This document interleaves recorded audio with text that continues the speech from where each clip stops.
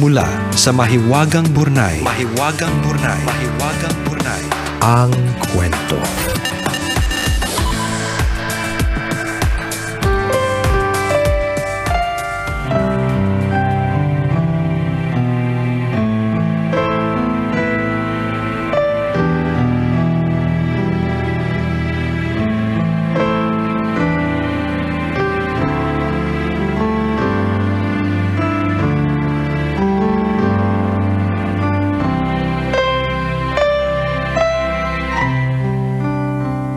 Nicole and Chris.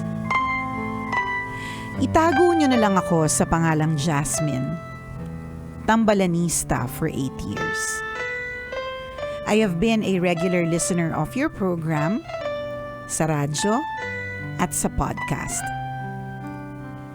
Bilang araw ng mga manggagawang Pilipino ngayon, sumulat ako para ibahagi sa inyo ang mabigat na hinaing ko bilang isang empleyado. Sana ay mahanap ko ang kasagutan sa problema ko kapag napakinggan ko na ang payo niyo.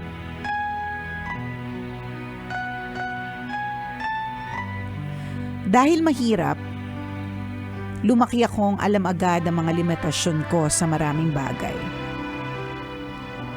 Kapag kasi wala ka pa sa tamang edad at wala pang kakayahang magtrabaho, maghihintay ka lang talaga ng tamang oras. Hindi naman ako yung todo subsob sa pag-aaral pero nagtiyaga ako hanggang makatapos. Ako lang din halos ang nagtaguyod sa sarili ko habang nag-aaral. Tinulungan naman ako ni nanay sa pagbabayad sa tuition fee pero yung mga nakukuha kong scholarships, sa kanya naman napupunta.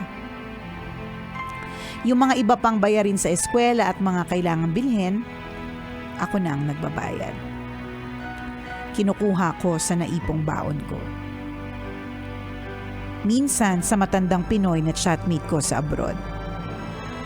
Wala yung sariling pamilya kaya lagi naghahanap na makakausap.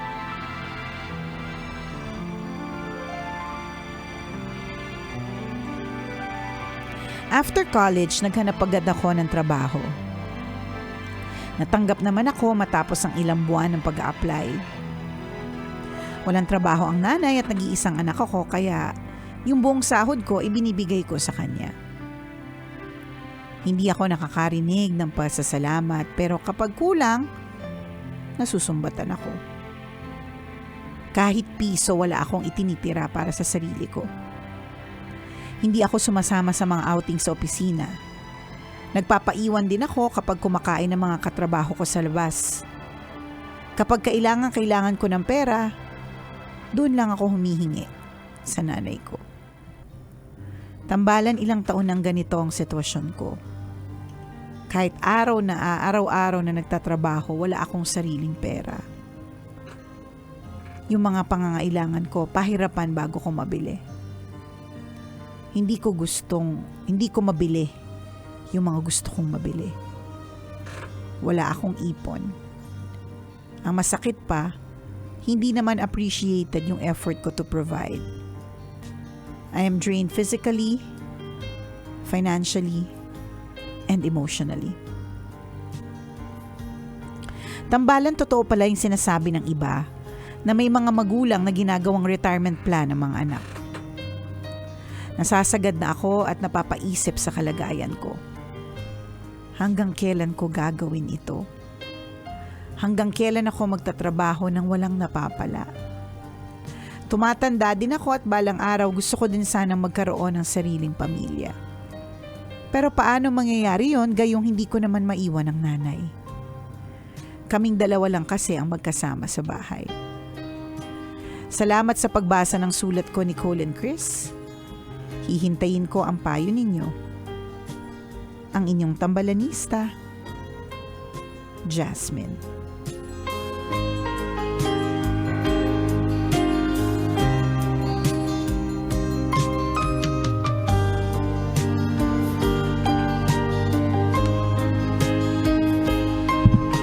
Sa amin, Hasmin yan eh. Pero dahil syempre, kailangan syala tayo. Tunog na kaluluwag-luwag, Jasmine. Okay. Jasmine. Teka, stretch muna tayo. Stretching kasi... Padaluyin muna natin yung dugo. Masyadong na-stuck nung Saturday and Sunday. Correct. So ngayon padaluyin natin para makapag-isip tayo ng tama. Yan, diba? Kasi medyo yung mga ganitong klaseng mga topic, ito yung medyo may pagka-sensitive eh. Oo. Pero ito yung ito yung hinaing ng napakaraming manggagawa. Alam mo, Jasmine, hindi lang naman ikaw yan, yung nagtatrabaho pero walang ipon. Ang dami niyan. Actually, yung iba nga, in a way, kung titingnan mo kung gusto nating tingnan on a positive note, mahirap lang talaga eh. Lalo pag nasa sitwasyon ka. Ako, lakas ko magpayo, pero pag ako na yung nasa sitwasyon, talagang punong-puno din ako ng anxiety, stress, and Diba? lahat na, diba? Pero pag... Hindi ko ma-apply. Oo, hindi ko Lahat talaga ng sinabi ma-apply. ko kanina sa radyo. Correct. Wala akong na-apply maski isa. Kaya... Yung dunong-dunong mo para sa ibang tao. Tama. Pero pag ikaw na... Wale. Hindi mo ma-apply talaga sa sarili mo, kaya gets kita eh. Pero sana lang, alam mo yun, kumbaga parang kung kukulitin ka naman at malay mo, we are able to do so, diba? Lahat po, kung titingnan mo sa medyo positibong pananaw, at least ikaw, dalawa lang kayo ng nanay mo. So, kumpara, diba? Hindi ko sinasabing yung binabaliwala namin yung issue mo. Hindi. Walang ganon. Bawal ang sensitive. Walang ganon. Pero merong mga iba kasi na meron pa silang mga kapatid na inaatupag. Meron na pinapaaral. Diba? Parang ganon. So, mas madami. Parang ganyan. Parang katulad ng isa kong kaibigan na super depressed, tapos nagpunta siya ng El Nido. So sabi niya, bakit daw pagbalik niya galing ng El Nido, parang hindi naman natanggal yung kanyang kalungkutan. Sabi ko, alam mo, kung titingnan natin sa medyo positibong pananaw, at least nakapag El Nido ka pa. Yung mga iba, nalungkot lang sila sa bahay. Alam mo yun? Wala silang nakitang ibang tanawin, hindi sila nakaamoy ng malamig na simoy ng hangin, hindi sila nakakita ng white sand, magandang beach, nakakain ng masarap. Talagang hinarap lang nila ng sila lang, ng walang tulong. Parang ganon. So, in a way, parang yun yung gusto ko lang ding sabihin sa'yo, Jasmine, na kahit papaano, meron ka rin makikitang positibo dito kasi dalawa lang kayo ng nanay mo. Wala ka ng ibang intindihin pa. Ngayon, talagang totoo na madami pong empleyado ang walang ipon. Nagtatrabaho po sila, tapos isang kahig isang tuka, kung ano po yung kinikita nila, ipapambayad lang din. Ikot-ikot lang, 'di ba? At maraming ganyan. At dahil alam nilang ganyan, at dahil alam mong ganyan, ibig sabihin, talagang kailangang umeffort na kumita ng extra. Yes. At paano gagawin yung effort ng kita ng extra? Marami kaming alam. Anong gusto mo? Yung legal o illegal? So, alin doon? Sasabihin namin ang sikreto sa iyo if the correct. price is right. Sa true. Diba? Kaninong contact yung gusto mo? Yung legal o illegal? Charot. Diba? So, ganun po talaga. Kaya nga yung mga iba, kahit na meron silang trabaho na 8 to 5 job, regular 9 to 6 job, meron silang sideline. Ganun. Ako nga, partner, hindi ako masyadong strict dyan sa mga sideline na yan eh. Kasi kung kulang naman talaga, di ba, bakit mo pipigilan yung isang tao na kumita pa ng extra? Basta, syempre, hindi lang masasacrifice yung trabaho mo talaga na nagbibigay sa'yo ng mas malaking income. Ganun. So, kailangan talagang ganun na maghanap ka ng mga extrang pagkakakitaan, ganyan. Parang katulad ng sa trabaho namin. Kung magre-rely lang kami sa sweldo namin, kulang din talaga. Ang takaw pa naman namin ni Chopper, di ba? Diyos ko, Lord. Kulang na pagkain lang. Pagkain pa lang kulang, di ba? Paano pa yung mga luho? Paano pa yung mga gimmick? Paano pa yung mga ganon, di ba? Paano pa yung isa-isang inom-inom, di ba? So, talagang ako, partner, admittedly talagang gamit na gamit yung lalamunan ko kasi gamit na gamit ka talaga, no? Alam mo naman, nagpapagamit tayo, partner. Alang-alang sa pera. Ang araw-araw, gamit na gamit. Correct. Ang pangit mong pakinggan, pero kung pwede kong tuhugin ang dalawang event for hosting, gagawin ko talaga. At nagawa, syempre, partner, tuhog, gamit, pera. Ganyan, yan ang mga keywords. Ganyan ang mga keywords pagka kulang. Alam mo yun? Kaya talagang ang prayer ko lagi, at least 2 hosting stint na additional every month. Parang ganon. So, ganon din. Kung ano yung, Jasmine, yung medyo alam mong okay ka, nagluluto ka ba? Mahilig ka ba sa ganito? Pwede naman pa isa-isa. 'Di ba? Yung bang ganun kasi hindi mo rin makukuha yung extrang income kapag tutunga ka lang tas magrereklamo. Totoo yun. 'Di ba? So kailangan talagang Galaw-galaw. kikilos. Hindi ka magkakaroon extra 200, 300 kung iiyak mo na lang. Kulang eh. So kailangan mo talagang rumakit, 'di ba? Totoo. Rarakit po tayo. At posible yun, ganun. posible yun kahit sino pwedeng Oo. gumawa ng Ng extra racket. income, Correct. side hustle, sideline kung tawagin, 'di ba? Etong ganitong klase ng topic sobrang relatable. Sobra lahat tayo relate dito, and this is also highly debatable. Kasi iba't iba tayo ng setup 'di ba? May mga family unit na ang setup talaga nila is yung utang na loob. Kailangan na kung ano yung kinikita mo, may share yung family mo. May ganong setup at hindi natin minamasama. For some, dapat hindi ganon. Ano yung statement sa atin ni Jasmine kanina? Hindi dapat gawing retirement plan ang mga anak. Correct. At may mga ganun din naman ang paniniwala. So, pareho naman nating ginagalang. So, ang sinasabi lang natin dito, yung sinabi ni partner, importante yun, no? Kung alam natin kulang at sinusuportahan mo pa rin yung pamilya mo, gagawa ka na lang ng paraan to earn extra. Totoo. Hindi lang madali yun Ang dali naming sinasabi, parang kala mo. Kami nga nagkukumahog din, saan kami kukuha ng extra eh. Totoo din. Pero it's possible. It's doable. Tama. Yun yung sinasabi natin. Malungkot na katotohanan, no? Lahat tayo relate sa ganito klase ng topic kasi ang tinatawag nga nakakulong tayo sa nasa rat race tayo. Ano ibig sabihin ng rat race? Ikot-ikot lang. Tama. Oo. Yun yung binanggit mo pala kanina, rat race. Kung imagine niyo yung hamster, yung alaga mong daga, yung dagang posta, Yan. ilagay mo dun sa aquarium, 'di ba? Tapos merong bilog na umiikot-ikot. Correct. Ganun lang yung buhay niya everyday eh. Ikot-ikot lang. Ikot-ikot. And tayo as workers, 'di ba? As anong tawag dito, mga Employees, manggagawa, mga employees. Ganun yung buhay natin. Ikot-ikot At lang. patatagalin natin 'yan for 20 years hanggang 60. Ilan 'yon? 40 years na ganun na pagtatrabaho tayo. na ikot-ikot lang. May mga taong nag-e-excel kasi lumalabas sa rat race na yan kasi nakukuha nila yung tamang diskarte at yun yung challenge para sa ating lahat. Hahanapin yung diskarte para makalabas sa rat race na yon. Ano yung ilang mga diskarte? Gumagawa ng business. Correct. Nagkakaroon ng side hustle. Nakikita yung opportunities out of crisis. Tama. So yung mga ganun. Ang daling sabihin, ang Diba? galing-galing. Dunong-dunong Oo. talaga. The design is Pero very MBA. Pero baon sa utang. Correct. Ang Hindi daming ma-apply. loan sa bangko. Sa true, nagtataka sa credit card. Ayaw sumagot ang tawag kasi bangko yun. Oo. Pag may makitang unknown number, ay, hindi ko sagutin yan. Kasi Naniningila naman maningil. to. Alam namin, yung Totoo. sinasabi namin, Ang bilis-bilis sabihin. lahat ng sinasabi namin, hindi namin ginagawa sa tunay na buhay. Hindi kaya namin sinasabi. Para sa inyo talaga yan. Correct. Kaya namin sinasabi, baka naman kung hindi man namin ma-apply sa sarili namin, may apply nyo naman. Di ba? Makuha nyo yung tamang Diskarte. Hindi namin makuha yung tamang diskarte. Oo, ganun. Hindi, pero totoo talaga yan. Kung hahanapin mo yung diskarte, kulang eh. Totoo. Hindi ka pwedeng, ito na yun, hanggang dito na lang, kulang eh. Parang katulad ng itsura. Hindi mo pwedeng sabihin, ito na lang itsura ko, di ba? Kulang na nga, hayaan mo pa. Diba? Totoo naman simple, totoo yung statement mo, partner. Kulang na nga sa itsura, hahayaan mo pa.